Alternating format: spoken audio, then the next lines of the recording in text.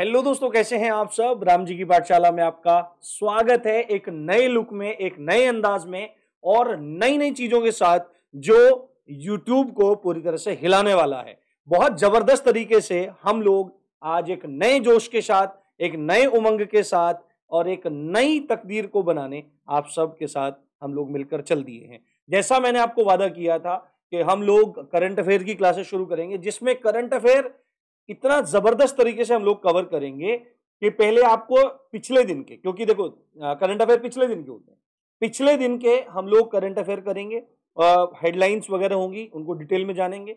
उसके बाद हम कोई ना कोई बुक जो इंपॉर्टेंट होगी उसको देखेंगे। साथ में आप देखते जाइए, मैं आपको यहां भी दिखाता हूं, ये हमारे इंपॉर्टेंट यहाँ पर करंट अफेयर्स हैं। साथ में हमारी ये कोई ना कोई बुक हमारी डेली रहेगी, इसके बारे में हम जानेंगे क्योंकि एग्जाम पॉइंट ऑफ व्यू से ये बहुत ज्यादा इंपॉर्टेंट है। फिर हम किसी ना किसी टॉपिक को डिस्कस करने वाले हैं। साथ में हम लोग किसी पर्सन ऑफ द डे को डिस्कस करने वाले हैं। साथ में हम स्टैटिक जीके को भी करेंगे और जो हमने पहले वहां पर करी हैं चीजें, कहां पर आपकी जो हेडलाइंस करी हैं, जो इंपॉर्टेंट करंट अफेयर पॉइंट्स में की हैं, उनको करने के बाद हम फाइनली क्वेश्चन करेंगे। यानी कि आपका कंप्लीट रिवीजन विद कॉन्सेप्ट यहां पर तैयार हो जाएगा। और ये क्लास मैं ज्यादा से ज्यादा 20 से 25 मिनट लॉन्ग रखने वाला हूं और आपकी घंटे 2-2 घंटे की करंट अफेयर्स की समस्या विद स्टैटिक जीके से समाप्त होने वाली है। ठीक है, तो आप लोग ज्यादा से ज्यादा इसको सपोर्ट करिए। देखो, मैंने नई नई चीजें आप लोगों के लिए, बहुत सारी चीजें मैं प्रयास कर रहा था, क्योंकि दिल्ली में बैठकर वीडियोस बनाना, नोएडा में बैठ के वीडियोस बनाना बहुत आसान है, क्योंकि वहां पर इंफ्रास्ट्रक्चर बहुत आसान है।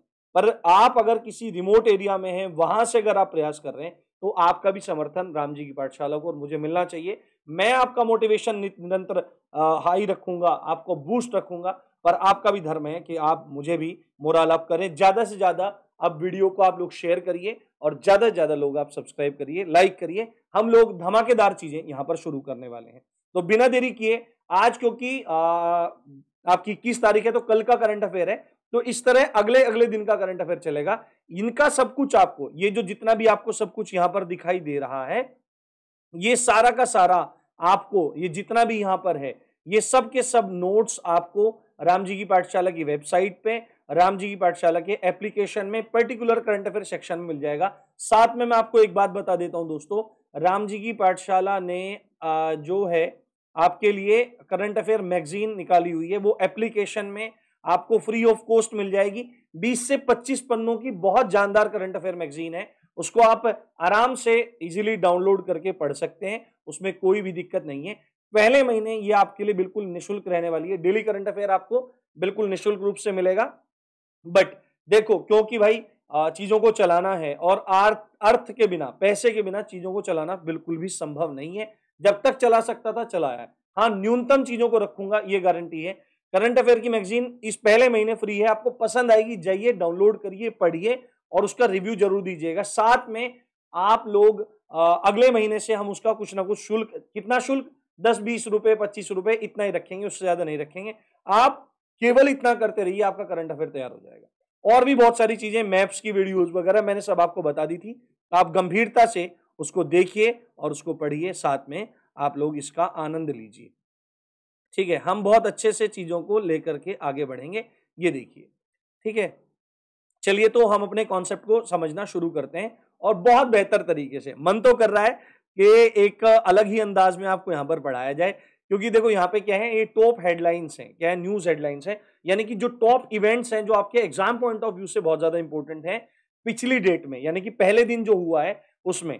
तो मन मेरा कर रहा था कि आपको इस तरह पढ़ाऊं।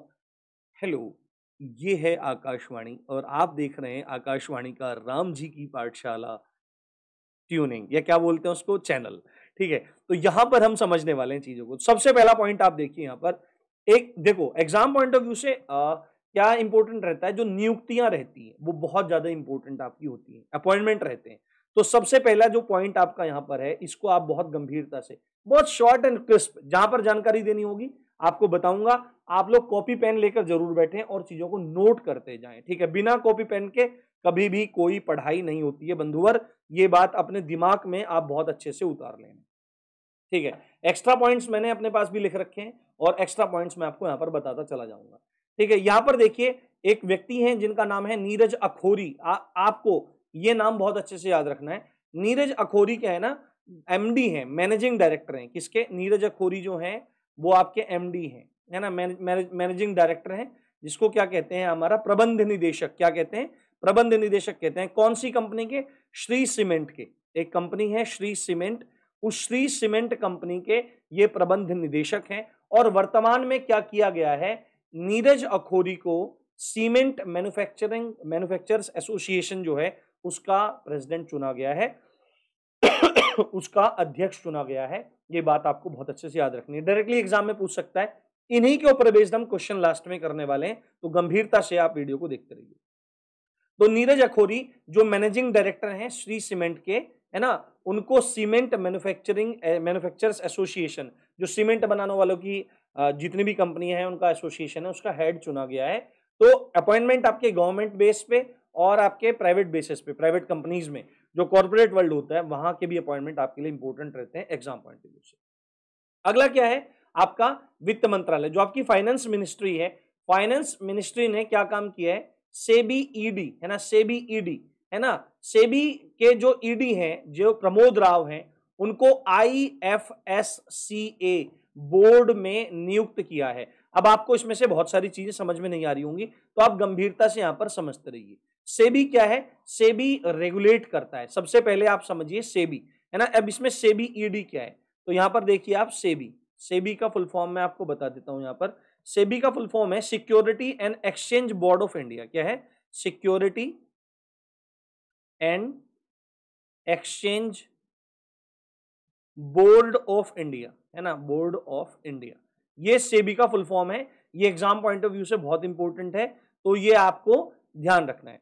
तो सेबी के ईडी थे। ईडी का मतलब क्या होता है? एग्जीक्यूटिव डायरेक्टर, यानी कार्यकारी निदेशक। क्या होगा आपका? कार्यकारी निदेशक हैं। कौन है?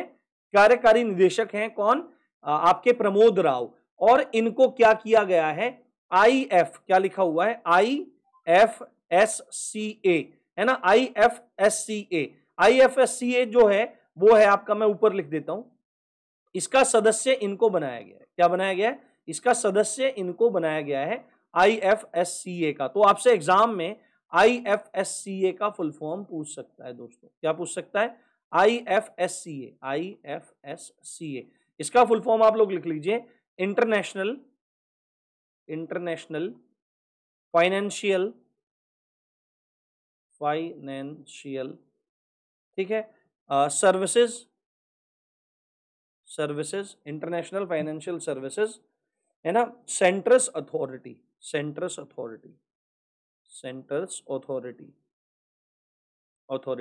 अगर आप हिंदी में जानना चाहते हो तो हिंदी में है वित्तीय सेवा केंद्र प्राधिकरण। क्या है? अंतरराष्ट्रीय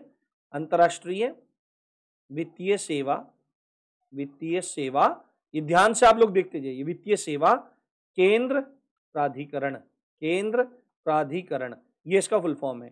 तो इनको क्या किया गया है? IFSCA के बोर्ड में नियुक्त किया गया। ये बात आपको बहुत अच्छे से ध्यान रखनी है। तो देखो फैक्ट्स तैयार होते जा रहे हैं बहुत अच्छे तरीके से, तो गंभीरता से आप लोग इसको समझते जाइए।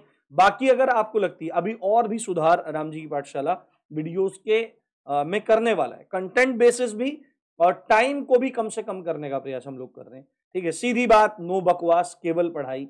ठीक है, नो शेरो शायरी फालतू की बातें, कभी हो जाए तो हो जाए, डेली बेसिस पे नहीं कि वीडियो की रीच पहुंचाने के लिए फालतू के काम किए जा रहे हैं, तो ऐसा कुछ नहीं है। भारत और फ्रांस नई पीढ़ी के सैन्य उपकरण विकसित करने पर सहमत हुए हैं। आप सबको पता है कि प्रधानमंत्री मोदी, पीएम मोदी क्या कर रहे हैं? पीएम मोदी अभी अपनी विदेश यात्रा पर थे और विदेश यात्रा के दौरान जब वो फ्रांस पहुंचे तो फ्रांस के साथ में एक MOU साइन हुआ है, एक समझौता हुआ है, जिस पर फ्रांस और भारत आपस में मिलकर नई पीढ़ी के क्या करेंगे? नई पीढ़ी के आपके जो हथियार होंगे, सैन्य उपकरण होंगे, उनको विकसित करेंगे। अगला मोस्ट इंपोर्टेंट फैक्ट है, आपको बहुत अच्छे से याद रखना है, जो नीति आयोग है ना, नीति आयोग हर वर्ष क्या काम करता है? एक निर्यात तैयारी सूचकांक निकालता है। तो निर्यात तैयारी सूचकांक, इसमें क्या होता है कि राज्यों का पूरा विश्लेषण किया जाता है। राज्यों का विश्लेषण किया जाता है, उसमें चीजें पूछी जाती हैं कि भाई कौन सा राज्य एक्सपोर्ट करने के लिए कितनी क्षमता को धारण कर रहा है और उस आधार पर है। तो नीति आयोग ने क्या काम किया है, निर्यात तैयारी सूचकांक 2022 के आधार पर राज्यों की रैंकिंग को तैयार किया है और निर्यात तैयारी सूचकांक के 2022 के अनुसार फर्स्ट नंबर पर कौन आ रहा है आपका, फर्स्ट नंबर पर आपका तमिलनाडु है जो निर्यात तैयारी सूचकांक में पहले स्थान पर है। ठीक है, ठीक है। और साथ में क्या है, सेकंड प्लेस पर आपका महाराष्ट्र है, सेकंड प्लेस पर आपका महाराष्ट्र है और थर्ड प्लेस पर आपका कर्नाटक है। कौन सा है, कर्नाटक है। ये बात आपको ध्यान रखनी है अच्छे से। ठीक है, निर्यात तैयारी सूचकांक को कौन जारी करता है, तो नीति आयोग जारी करता है। और किस लिए किया जाता है, तो जो एक्सपोर्ट कैपेसिटी है, निर्यात क्षमता है, कितनी निर्यात क्षमता है, और उस ऐसा नहीं खाली क्षमता क्षमता होनी चाहिए, उसका प्रदर्शन भी होना चाहिए, कुछ चीजें दिखनी भी चाहिए। ये चीजें वहां पर आपकी बहुत ज्यादा इंपॉर्टेंट है। ठीक है, अब आगे बढ़ते हैं, अगले फैक्ट की ओर हम लोग आगे बढ़ते हैं।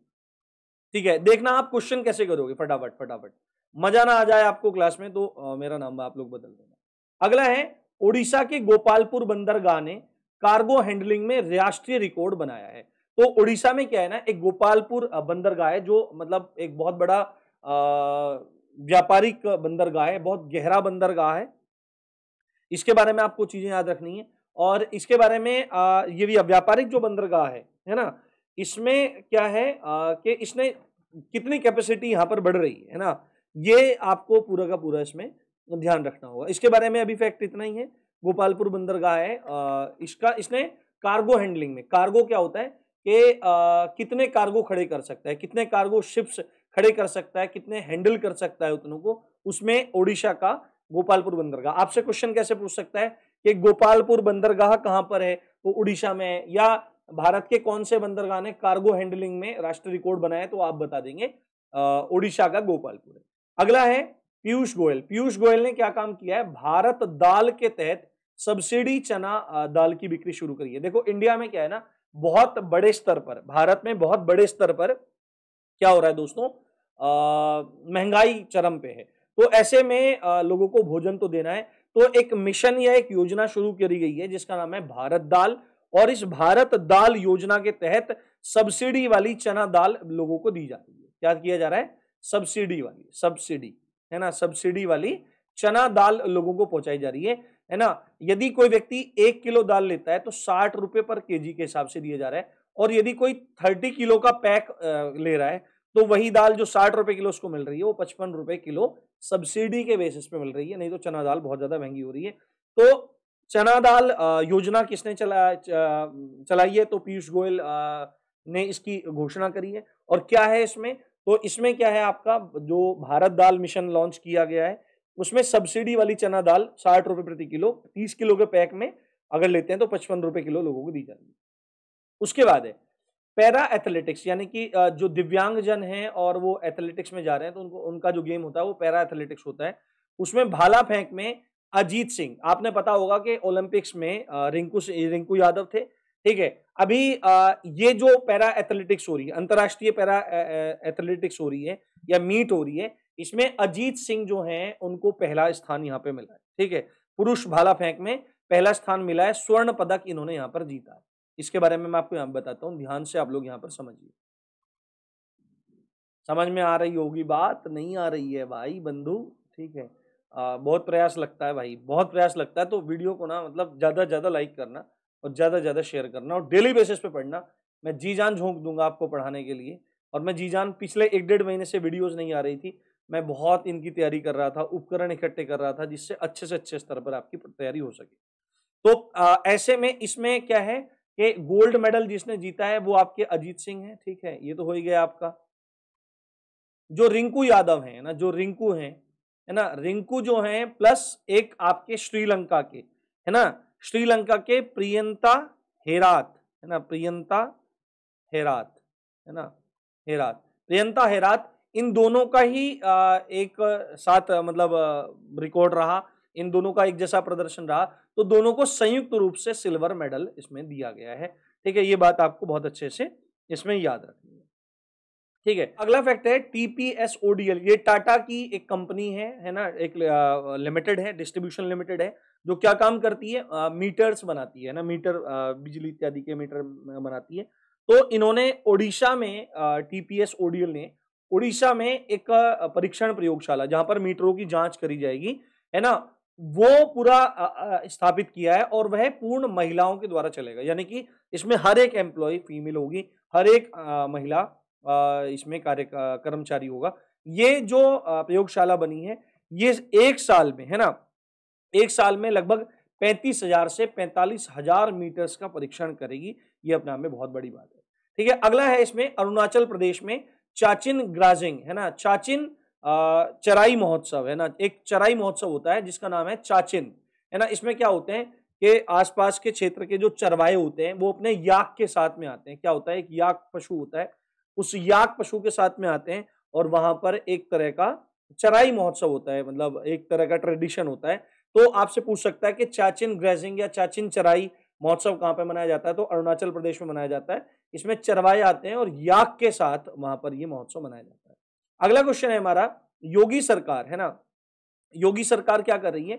योगी सरकार जो है या यूपी गवर्नमेंट जो है वो जो लोक कला है उसको बढ़ावा देने के लिए सांस्कृतिक समूहों को पुरस्कार देने की घोषणा की है। यानी कि जो आपके क्या है लोकल लेवल पे होते हैं, जैसे आपकी संगीत मंडली होती है ना, जैसे आपकी संगीत मंडली होती है, आपकी भजन मंडली होती है ना, भजन मंडली, मैं थोड़ा सही लिखता हूँ, इस पे थोड़ा राइटिंग सही नहीं आती पेन टाइप पे।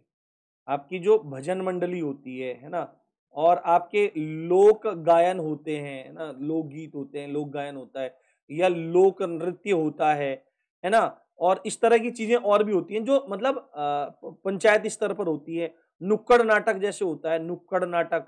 तो इस तरह के जो हैं, इन चीजों को बढ़ावा देने के लिए जो यूपी गवर्नमेंट है वो एक पुरस्कार लेके आ रही है। अगर कोई पहले स्थान पर आएगा, है ना, अगर कोई पहले स्थान पर आएगा, फर्स्ट प्लेस पे आने वाले को, है ना, मैं ये लिखता हूँ यहाँ पर, फर्स्ट प्लेस पे आने वाले को अगर कोई पहले स्थान पर आएगा तो उसको इसमें 51,000 रुपए की धनराशि दी जाएगी, 51,000। ठीक है, सेकंड प्लेस वाले, सेकंड जो पुरस्कार मिलेगा उसको 21,000 दिए जाएंगे, 21,000। और जो तीसरे स्थान पर आएगा उसको 11,000 रुपए यहाँ पर दिए जाएंगे। तो ये मतलब एक बहुत अच्छा इनिशिएटिव है यूपी गवर्नमेंट के द्वारा।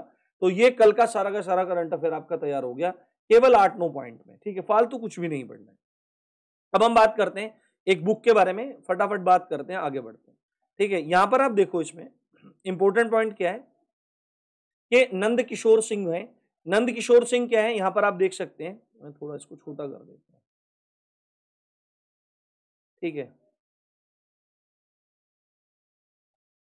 नंद किशोर सिंह है।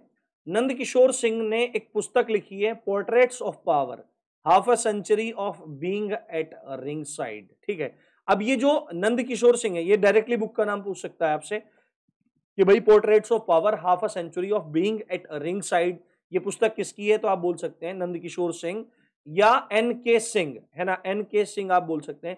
अब एन के सिंह क्या थे? एन के सिंह एक इकोनॉमिस्ट हैं, अर्थशास्त्री हैं और एक ब्यूरोक्रेट हैं, यानी कि सिविल सर्वेंट ये हैं। और इन्होंने अपनी आत्मकथा यानी कि ऑटोबायोग्राफी लिखी है, जिस ऑटोबायोग्राफी का नाम portraits of power, half a century of being at ringside ये है। इस पुस्तक में क्या है, एनके सिंह ने 1964 के दौर को दर्शाया है जब वह भारतीय प्रशासनिक सेवा में यानी आईएएस ऑफिसर हुए थे और राज्यसभा के सदस्य के रूप में राजनीति में प्रवेश करने से पहले भारत सरकार के उच्च पदों पर कार्यरत थे। इस पुस्तक में उनके जीवन में हुए सभी व्यक्तिगत और राष्ट्रीय आंदोलनों को शामिल किया गया है। तो ये काफी इंपॉर्टेंट है, आप इसको बहुत अच्छे से याद रख सकते हैं। अब हम एक टॉपिक की बात कर लेते हैं, किसी न किसी योजना की। ये बहुत इंपॉर्टेंट वो टॉपिक आपके लिए मैं लेके आया हूं यहाँ पर जो आपको एग्जाम पॉइंट ऑफ व्यू से बहुत ज्यादा इंपॉर्टेंट है। जल जीवन मिशन आपसे डायरेक्टली पूछ सकता है कि जल जीवन मिशन कब लॉन्च किया गया था? तो जल जीवन मिशन सन 2019 में लॉन्च किया गया था। क्या खास पॉइंट है? देखो, विकास के मुद्दों में पेयजल की सुलभता भी एक बहुत इंपॉर्टेंट पॉइंट निभाता है। पेयजल तो होना चाहिए, अगर पेयजल नहीं मिल रहा है तो कोई फायदा उसमें नहीं होने वाला है।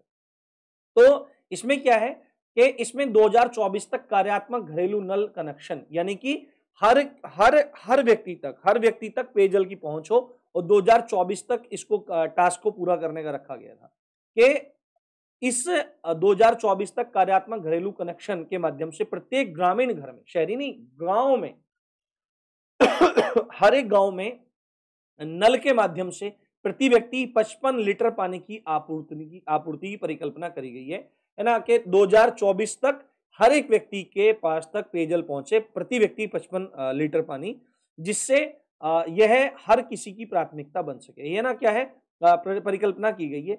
JJM यानी कि जल जीवन मिशन पानी के लिए एक जन आंदोलन बनाना चाहता है, जिससे यह हर किसी की प्राथमिकता बन सके। यह किसके अंतर्गत आता है, तो जल शक्ति मंत्रालय ने इसको लॉन्च किया है।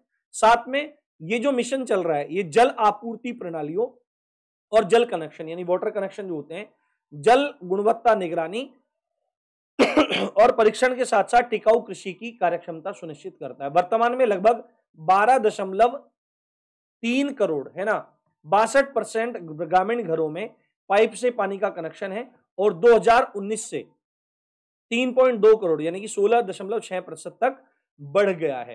तो आप इतना भी ज्यादा मतलब डिटेल याद ना रखो, तो इतना तो याद रख लो कि जल जीवन मिशन है 2019 में लॉन्च किया गया था। 2024 तक टारगेट है कि हर एक ग्रामीण व्यक्ति तक घरेलू नल कनेक्शन के माध्यम से 55 लीटर पानी प्रति व्यक्ति उस तक पहुंचे, और जल शक्ति मंत्रालय इसको ऑपरेट करता है। ये चीज कम से कम आप लोग यहां पर ध्यान रख लो, ठीक है। अभी किसी महत्वपूर्ण व्यक्ति है ना, जो आपके एग्जाम पॉइंट ऑफ व्यू से इंपॉर्टेंट है, उनको याद रखना हमको जरूरी है।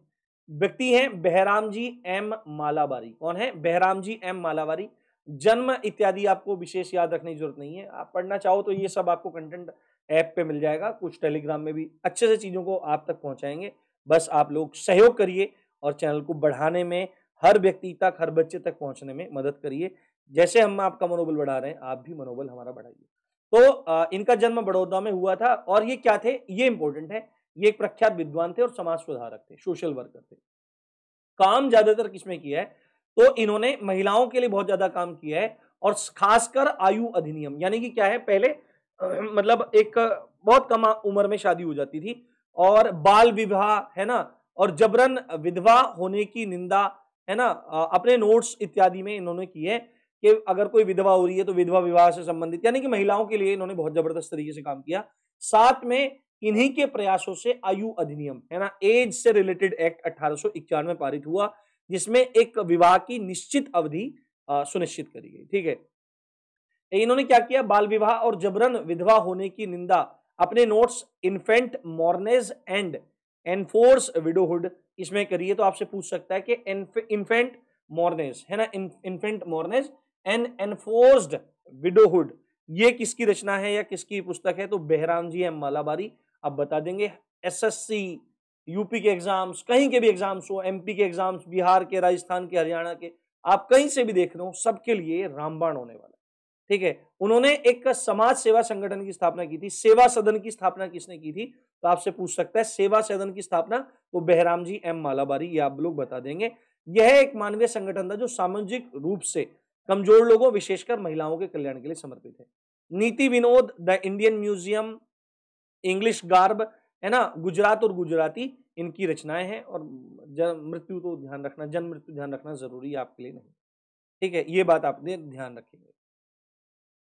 अब आप यहां पर देखिए कुछ फैक्ट्स जो बहुत छोटे हैं बट हमको कई बार पता नहीं लगता स्टैटिक जीके का। देखो, एक बीमारी होती है डिप्थीरिया। क्या होती है? एक बीमारी होती है डिप्थीरिया। और डिप्थीरिया में क्या होता है कि जो सांस की नली होती है ना, वो चलने लगती है। खासकर बच्चों में ये चीजें देखने को मिलती है। सांस आने में बच्चों को बहुत बड़े स्तर पे प्रॉब्लम होती है। तो डिप्थीरिया के बचाव के लिए बच्चों में टीका लगाया जाता है। कौन सा टीका लगाया जाता है? एक DPT का टीका आता है। किसका? DPT का।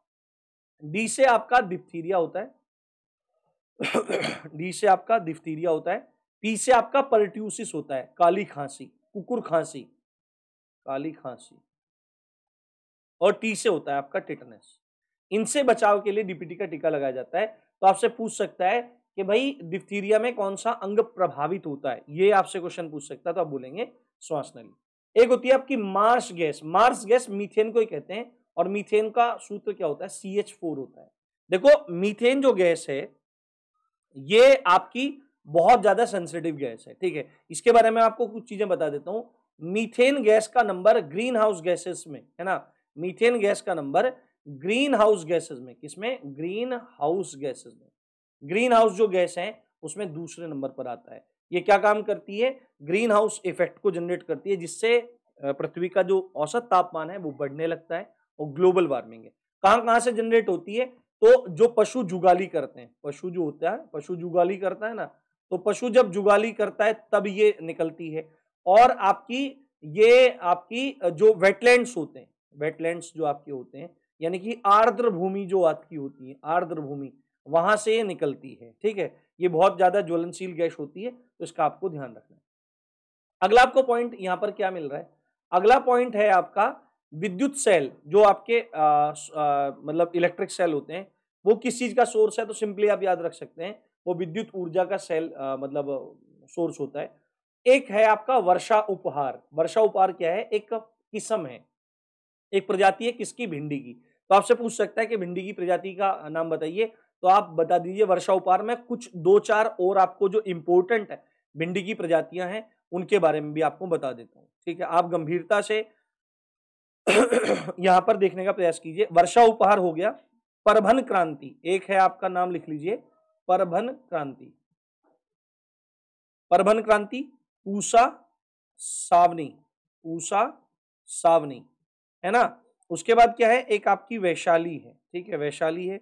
और उसके बाद आपकी है एक पूजा A4, है ना, पूजा A4। तो ये कुछ प्रमुख है जो आपकी क्या है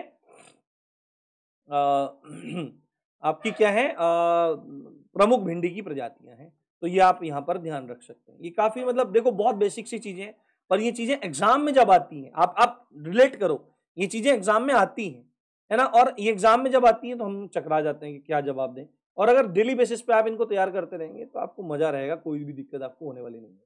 ठीक है, यहां पर क्या लिखा है? मैनोमीटर। देखो मैनोमीटर क्या करता है? ये प्रेशर को मापता है। किस चीज के? ये गैस के, स्पेशली गैस के। और गैस भी कौन सी? जो लिक्विफाइड गैस है, लिक्विफाइड गैस है ना, है ना। जैसी एलपीजी गैस होती है इस तरह से, है ना। और द्रव का जो आपका एक तरह से माप होता है, द्रव के दबाव का माप होता है, उसको मापने के लिए मैनोमीटर का यूज किया जाता है। कैलोरी क्या है? कैलोरी यूनिट है किसकी? ऊष्मा की, हीट की यूनिट है कैलोरी, है ना। ऊष्मा की ये आपकी क्या है? यूनिट है आपकी। इस तरह से ध्यान रख सकते हैं आप। अगला है हमारा आंशिक रूप से पानी में डूबी हुई सीधी छड़ का झुकी हुई मालूम पड़ने। देखो आपने देखा होगा कि कई बार ऐसे मतलब बीकर रहता है, उसमें पेंसिल डाल रहे हैं, तो वो ना हमको थोड़ी सी ऐसे लगता है कि यार थोड़ा सा कट गया।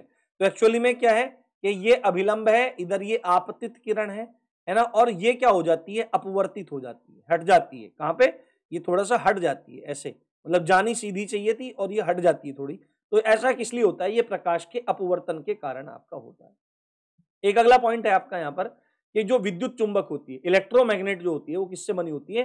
तो जो सॉफ्ट आपका आयरन होता है, मृदु लोहा जो होता है, उससे ये आपकी बनी होती है। अगला इंपॉर्टेंट पॉइंट है, केवल पारा ही एक ऐसा मेटल है, पारा ही एक ऐसा धातु है, जितने भी मेटल होते हैं सब सॉलिड होते हैं, पर पारा एक ऐसा मेटल है जो रूम टेम्परेचर पर कैसा रहता है? जो रूम टेम्परेचर पर आपका सॉलिड रहता है। कैसा रहता है? सॉलिड। और एक ऐसा नॉन मेटल जो रूम टेम्परेचर पर सॉरी लिक्विड रहता है पारा, रूम टेम्परेचर पर, कक्षा तापक्रम कह लीजिए या रूम टेम्परेचर कह लीजिए, कक्ष तापक्रम। ऐसा अकेला आपका मेटल है जो आपका क्या रहता है? लिक्विड रहता है। आपने पारे को लिक्विड देखा होगा। ब्रोमीन भी एकमात्र ऐसा नॉन मेटल है जो रूम टेम्परेचर पर आपका क्या रहता है? लिक्विड रहता है। स्वतंत्रता मेरा जन्मसिद्ध अधिकार है, मैं इसे लेकर रहूंगा। लोकमान्य बाल गंगाधर तिलक। और कौन सी धातु गुड कंडक्टर है, सबसे अच्छी कंडक्टर है इलेक्ट्रिसिटी की? तो सिल्वर होता है। ये बात आप लोग ध्यान रखेंगे। अब देखो आपके क्वेश्चंस आ गए जो हमने वहां पर करे थे। आप धड़ाधड़ आंसर ना दिए आपने। देखो इसको हम विद 10 क्वेश्चंस आप डेली बेसिस पर करिए। आपका एक भी देखो कितना बेहतरीन तरीका है। हम पहले वहां पे कॉन्सेप्ट करें और यहां पर क्वेश्चन कर लें। देखो कौन सी राज्य सरकार, मैं रेड पेन ले लेता हूं, कौन सी राज्य सरकार राज्य में लोक कलाकारों को सम्मानित करने के लिए पुरस्कार कार्यक्रम शुरू कर रही है? देखो सीधा आंसर यूपी। लोक नाटक, लोक नृत्य, लोक गायन, नुक्कड़ नाटक, भजन मंडली, संगीत मंडली, उनको पुरस्कार। पहले वाले को 51,000, दूसरे को 21, तीसरे को 11,000। हाल ही में चाचिन ग्राजिंग महोत्सव कहां पे? अरुणाचल प्रदेश। अभी आंसर किया। किस कंपनी ने ओडिशा में पूर्ण महिला मीटर परीक्षण प्रयोगशाला का उद्घाटन किया है? तो टीपीएस ओडीएल है ना, टाटा की ये डिस्ट्रीब्यूशन लिमिटेड है। तो ये आप सीधे याद रखेंगे, हर साल 35 से 45,000 मीटर्स का परीक्षण किया जाएगा लैब में। तो याद रख सकते हैं। पैरा एथलेटिक्स में पुरुषों की भाला फेंक प्रतियोगिता में स्वर्ण पदक पहला जीतने वाले कौन है? अजीत सिंह। दूसरे नंबर पर कौन है? रिंकू यादव है। और प्रियंता जो है आपके कहां के? श्रीलंका के, उनको संयुक्त रूप से दिया जा रहा है। केंद्र सरकार ने किस योजना के तहत सब्सिडी वाली चना दाल 60 रुपए किलो और 30 किलो के पैक पे 55 रुपए किलो, एक पीयूष गोयल ने इसकी घोषणा की है, जो मंत्री हैं, भारत दाल योजना के तहत। हाल ही में किस भारतीय बंदरगाह ने 24 घंटे में है ना 59,150 मीट्रिक टन लौह अयस्क गांठ कार्गो लोडिंग का है ना, कार्गो को लोड किया है ना, इतना लोड कर दिया है। तो कहां पे है ये गोपालपुर बंदरगाह में ये कार्गो लोडिंग करी गई है ना, कार्गो को लोड किया गया है, जहाजों को लोड किया गया है लगभग 60,000 मीट्रिक टन लौह अयस्क को, और ये अपना आप में नेशनल रिकॉर्ड है। तो गोपालपुर बंदरगाह उड़ीसा ने काम किया है। भारत ने हाल ही में नई पीढ़ी के सैन्य उपकरण विकसित करने के लिए किसके साथ एमओयू साइन किया है? तो फ्रांस के साथ। नीति आयोग के निर्यात तैयारी सूचकांक 2022 में पहला स्थान किसको मिला है? तमिलनाडु को। दूसरे पे महाराष्ट्र है, तीसरे पे कौन है आपका? कर्नाटका है। सीमेंट मैन्युफैक्चरर्स एसोसिएशन के अध्यक्ष के रूप में नीरज अखोरी, जो श्री सीमेंट के मैनेजिंग डायरेक्टर हैं, उनको नियुक्त किया गया है। और वित्त मंत्रालय ने अंतर्राष्ट्रीय वित्तीय सेवा प्राधिकरण के बोर्ड में सदस्य के रूप में किसको नियुक्त किया है? तो प्रमोद राव को, जो सेबी ईडी हैं है ना, आपके एग्जीक्यूटिव डायरेक्टर हैं, उनको नियुक्त किया है किसमें? अंतर्राष्ट्रीय वित्तीय सेवा केंद्र प्राधिकरण में। तो जबरदस्त क्लास आप लोगों के लिए रही। आप बताना कैसा आपका एक्सपीरियंस रहा। और भी सुधार इसमें लाइटिंग वगैरह के हम लोग करने वाले हैं, और भी चीजों का सुधार इसमें हम लोग करने वाले हैं। तो इसी अच्छी बात के साथ आप देख रहे थे राम जी की पाठशाला।